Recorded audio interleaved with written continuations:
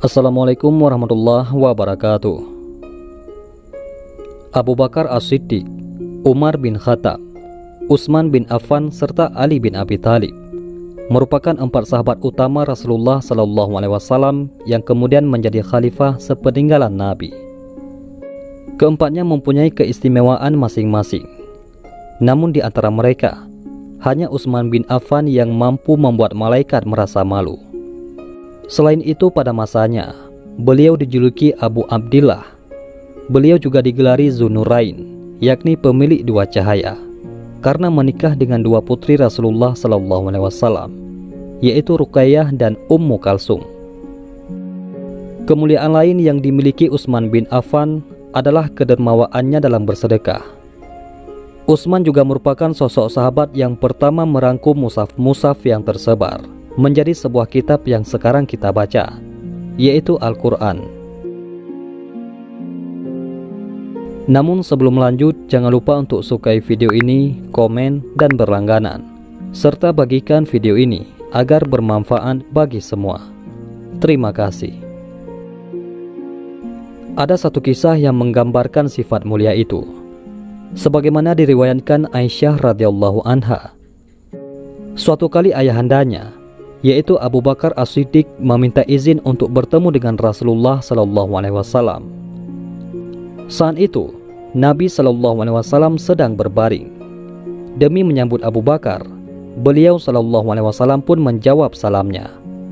Posisi beliau tetap di atas tempat tidur, tetapi bagian gamisnya sedikit terangkat, sehingga menampakkan sebagian betisnya. Usai berbincang-bincang, Abu Bakar pun pamit.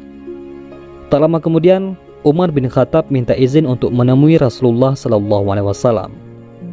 Setelah menyampaikan maksud kedatangannya, Umar pun ikut pamit pergi dari rumah Rasulullah SAW. Setelah itu, kini giliran Utsman bin Affan yang ingin bertemu dengan Rasulullah SAW. Setelah memberi izin, Aisyah memperhatikan suaminya itu kini mengubah posisi duduknya, sehingga betisnya yang tadinya tersingkap menjadi tertutup. "Wahai Rasulullah, engkau tidak bersiap begitu kedatangan ayahku, yakni Abu Bakar dan Umar?" tanya Aisyah radhiyallahu anha. Utsman merupakan seseorang yang pemalu. Bila dia masuk sedangkan aku masih berbaring, pasti dia malu untuk masuk dan akan cepat-cepat pulang, padahal dia belum menyelesaikan keperluannya. "Wahai Aisyah, tidakkah aku patut malu kepada seseorang yang disegani oleh para malaikat?"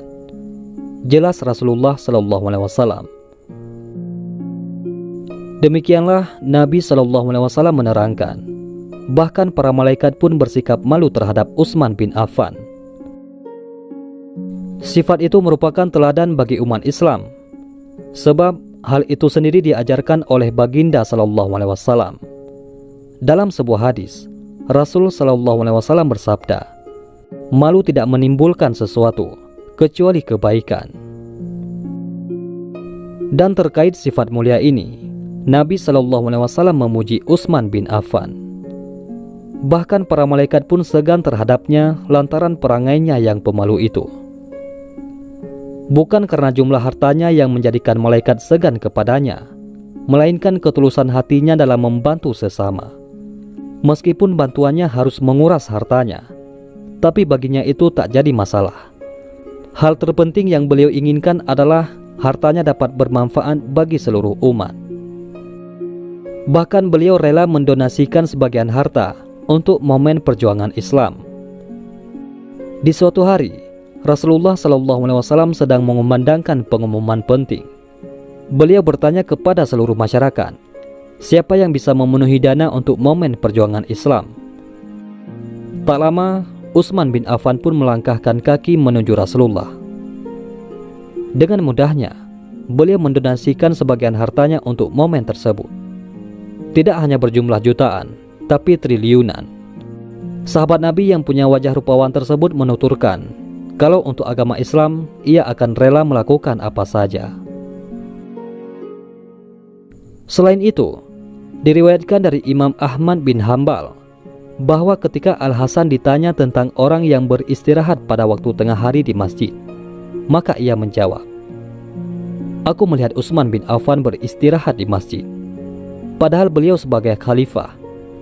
Dan ketika ia berdiri, nampak sekali bekas kerikil pada bagian rusuknya, sehingga kami berkata, 'Ini Amirul Mukminin, ini Amirul Mukminin.'" Ibnu Abi Hatim telah meriwayatkan dari Abdullah bin Umar, seraya ia berkata dengan firman Allah, "Apakah kamu hai orang musyrik yang lebih beruntung, ataukah orang yang beribadah di waktu malam dengan sujud dan berdiri, sedang ia takut kepada azab akhirat dan mengharapkan rahmat Tuhannya? Katakanlah, adakah sama orang-orang yang mengetahui dengan orang-orang yang tidak mengetahui? Sesungguhnya orang yang berakallah yang dapat menerima pelajaran." Quran Surat Az-Zumar ayat 9. Yang dimaksud itu adalah Utsman bin Affan. Utsman bin Affan wafat pada tahun 35 Hijriah pada pertengahan Tasyrik tanggal 12 Zulhijjah dalam usia 80 tahun lebih. Khalifah Utsman bin Affan dibunuh oleh kaum pemberontak atau Khawarij di dalam rumahnya. Ketika Utsman terbunuh, istri beliau berkata, "Mereka telah tega membunuhnya, padahal mereka telah menghidupkan seluruh malam dengan Al-Quran." Utsman bin Affan termasuk di antara 10 sahabat yang dijamin masuk surga lewat lisan Nabi.